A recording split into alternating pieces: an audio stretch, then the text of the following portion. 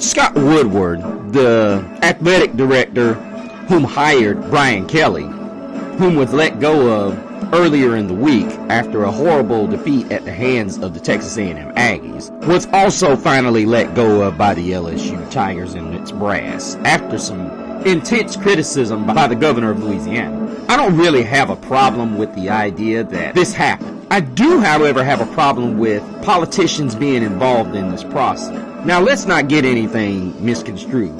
Scott Woodward was terrible in this situation.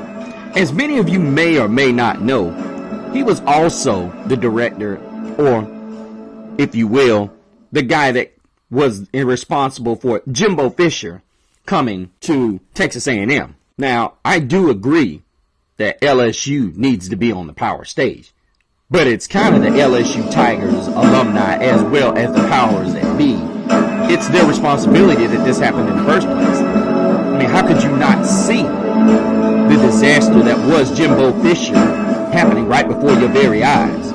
And now here you are again, having one of the largest buyouts in all of college football, because one, you didn't have an AD who did his due diligence before he pulled the trigger, and then two, you didn't, as an organization or as a program, didn't do your due diligence before you hired Scott Woodward in the first place.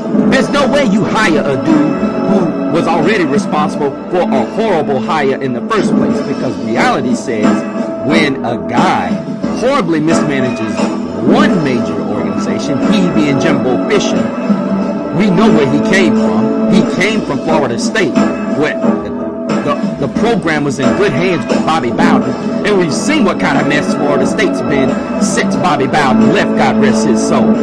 But the reality of it is, Scott Woodward is just as much responsible for this mess as anyone, because you don't go and hire him at Texas A&M, and then in turn LSU, you see what they hired down at Texas A&M, and you don't hire him at LSU.